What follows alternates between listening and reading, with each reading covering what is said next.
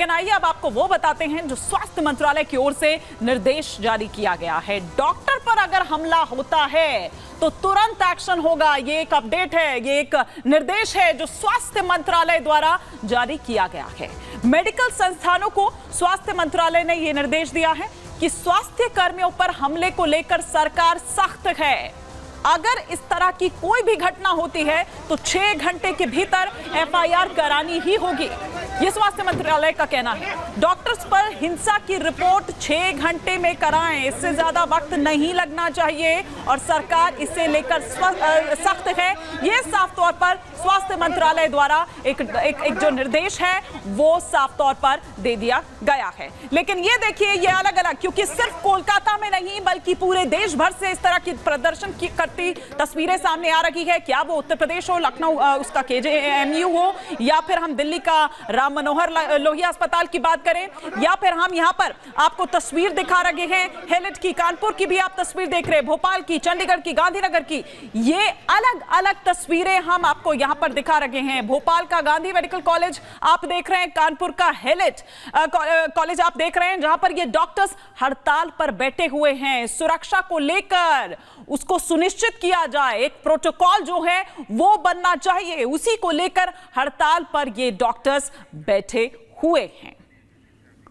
तो रेप और मर्डर जिस पर हाहाकार मचा हुआ है और हाईकोर्ट की फटकार भी लगती है। कोलकाता हाईकोर्ट के चीफ जस्टिस की टिप्पणी, क्या उन्होंने टिप्पणी की है? आरजी कर अस्पताल में तोड़फोड़ पर हाईकोर्ट सख्त है। अस्पताल पर हमला मशीनरी की नाकामी है, ये साफ तौर पर कोलकाता हाईकोर्ट ने सख्त टिप्पणी की है। अस्पताल के बाहर 7000 लोग आखिर कैसे इकट्ठा हो जाते हैं, ये कोलकाता हाईकोर्ट ने पूछा है। बेहतर होगा कि अस्पताल को बंद कर दें, ये सख्त टिप्पणी कोलकाता हाईकोर्ट द्वारा की गई। क्या ये इंटेलिजेंस फेल्योर नहीं है, ये कोलकाता हाईकोर्ट ने पूछा। इतनी भीड़ आई, पुलिस को पता ही नहीं, पुलिस को पता कैसे नहीं चला, ये कोलकाता हाईकोर्ट ने पूछा। लेकिन ये तो रहा कोलकाता हाईकोर्ट ने क्या कुछ कहा, लेकिन उधर जो नाराज डॉक्टर्स हैं वो क्या कुछ कह रहे हैं, वो अभी भी क्या मांगे अपनी रख रहे हैं, वो भी आपको सुनवाते हैं। डॉक्टर अपनी वर्क प्लेस पे सुरक्षित नहीं है, इससे ज्यादा दर्दनाक कुछ नहीं हो सकता। कोई महिला अपने कार्यस्थल पर सुरक्षित नहीं है तो वो कहाँ सुरक्षित है? जिसे हम अपना घर समझते हैं, जिस हॉस्पिटल में जहाँ पे हम पूरे दिन काम करते हैं, हम अपने घर में सुरक्षित नहीं है तो हम कहाँ सुरक्षित है? हमारा घर हमारे लिए सुरक्षित नहीं है। सरकार को शर्म आनी चाहिए, हमें इंसाफ चाहिए, जाँच केवल काफी नहीं है। कभी भी सीरियस स्टेप्स नहीं लिया जाता है, ऐसा पहली बार नहीं हुआ है और ना ही ये आखिरी बार हो। तो हमारी यही मांग है कि ये ऐसा आगे किसी के साथ कभी ना हो और हमें डर के काम ना करना पड़े। हमारी यही डिमांड है कि एक तो सबसे पहले सेंट्रल प्रोटेक्शन एक्ट लागू होना चाहिए डॉक्टर्स के लिए। स्टेट वाइज प्रावधान है सब जगह कि डॉक्टर्स के प्रोटेक्शन के प्रावधान है, लेकिन कोई भी सेंट्रलाइज प्रावधान नहीं है, तो वो एक हमारी डिमांड है, वो होना चाहिए। और दूसरा, फीमेल डॉक्टर्स के लिए एक्स्ट्रा सिक्योरिटी होनी चाहिए। सेंट्रल प्रोटेक्शन एक्ट लेके आना चाहिए एटलीस्ट, जिसमें कोई डॉक्टरों को एक प्रोटेक्शन इंश्योर की जा रही है और साथ में साथ एप्ट अमाउंट में सिक्योरिटी मिलनी चाहिए, सिक्योरिटी कैमरास होने चाहिए। तो एज डॉक्टर्स हमारी सिर्फ एक ही गुहार है कि प्लीज जस्टिस प्रोवाइड की जाइए। हमारी डिमांड है सबसे बड़ी, सबसे मेजर डिमांड हमारी है। और दूसरा कि वर्क प्लेस सेफ्टी को बहुत सीरियसली लिया जाए। उसकी ये गलती थी कि उसने 10 साल अपनी जिंदगी मेडिकल फील्ड को देके रेस्ट करने के लिए 36 घंटे की ड्यूटी के बाद अपने सेमिनार रूम में चले गई, जहाँ पे उसके साथ रेप एंड मर्डर किया जाता है। उसके लिए जो क्रिमिनल जस्टिस है, जो उसके होना चाहिए क्रिमिनल एक्शंस, उनको दबाया जा रहा है। हम जो जान बचाने वाले डॉक्टर्स हैं, हमारी जान खुद की एक हलक पे पड़ी हुई है। हमें ये नहीं पता कि अगले वक्त हमारे साथ क्या हो सकता है। तो हमारी सरकार से ये आग्रह है कि इस पे जल्द से जल्द संज्ञान लें। क्या हमारे हॉस्पिटल्स जहाँ पर हम लोग काम कर रहे हैं, जहाँ पर हम लोगों को सर्व कर रहे हैं, क्या हम लोग यहाँ पर सेफ हैं? क्या सिक्योरिटी हमारे पास सिक्योरिटी मेजर्स वैसे हैं कि जो हमें प्रोटेक्ट कर रहे हैं?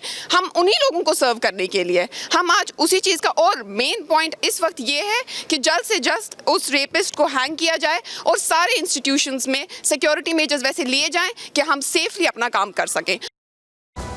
तो डॉक्टर्स की यह हड़ताल सुरक्षा का चूंकि सवाल है, इंसाफ की यहां पर बात है, लेकिन सियासत उस पर बेहिसाब है। आइए आपको दिखाते हैं हम पुलिस का किस तरह से और एक्शन यहां पर किया गया। अस्पताल पर जो ये हमला होता है, आरजी कर अस्पताल में तोड़फोड़ पर यह कार्रवाई की गई है। ये तस्वीरें भी हम आपको यहां पर दिखा रहे हैं। अब तक 24 आरोपी गिरफ्तार किए जा चुके हैं इस पूरे मामले में। पुलिस ने जारी की थी आरोपियों की तस्वीर और वो तस्वीर हम यहां पर आपको इस वक्त दिखा रहे हैं। पुलिस ने जो तस्वीर जारी की की थी, वो तस्वीर इस वक्त आप भी यहां पर देख पा रहे हैं। इस ग्राफिक्स के जरिए हम आपको यहां बता रहे हैं अस्पताल में उपद्रवियों ने तोड़फोड़ की थी। ये वही उपद्रवी हैं और इनकी तस्वीरें जारी की गई। 14 अगस्त को अस्पताल में तोड़फोड़ हुई थी। आधी रात में किस तरह से ये तोड़फोड़ की गई थी ये हम आपको यहां पर दिखा रहे हैं। ये देखिए, ये तस्वीर यहां पर किस तरह से आकर जो भी उनके हाथ में था वो वहां पर उससे तोड़फोड़ करनी शुरू कर देते हैं। सौमिक जो यहां पर आपको इन तस्वीरों में यहां पर नजर आ रहा है,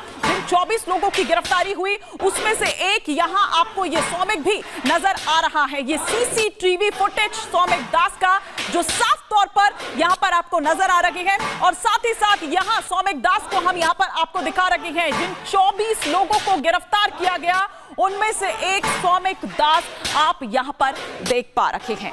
तो ये हमने बात यहां पर की कोलकाता की कि किस तरह से पूरे देश भर में इसे लेकर गुस्सा है, उबल रहा है पूरा देश। लेकिन आइए अब बढ़ते हैं हम अपने नेक्स्ट सेगमेंट की तरफ और बात करते हैं जम्मू कश्मीर में बिगुल बज चुका है चुनाव का। जम्मू कश्मीर में जश्न जमहूरियत का आगाज होने वाला है। तो आइए बात करते हैं कि क्या वोट से आतंक पर चोट करेगी जनता।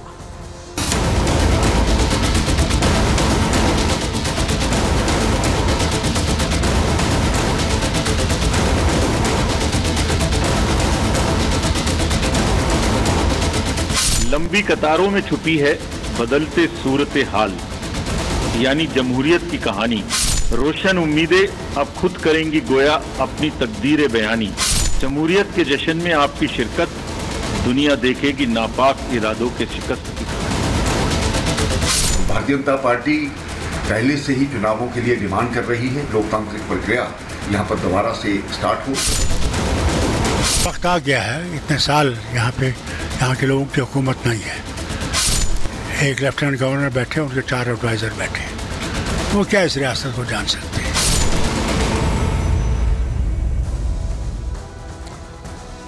तो चुनावी बिगुल बज चुका है जम्मू कश्मीर में, ऐलान भी हो चुका है तारीखों का, उस पर तो हम बात करेंगे। लेकिन देखिए, तमाम जो राजनीतिक जो प्रतिक्रियाएं हैं, जो पॉलिटिकल रिएक्शन है, वो तो इस पर आ रहे हैं। लेकिन लोग क्या कह रहे हैं, जो जनता है वहां की, वो क्या कह रही है, वो भी आपको बताएंगे। लेकिन अब की बार घाटी में सरकार, जम्मू कश्मीर में 10 साल बाद ये मौका वापस आ रहा है जब विधानसभा चुनाव वहां पर वापस हो रखे हैं। जम्मू कश्मीर में 3 चरणों में होगा चुनाव। आज तारीखों का ऐलान इलेक्शन कमीशन द्वारा कर दिया गया है।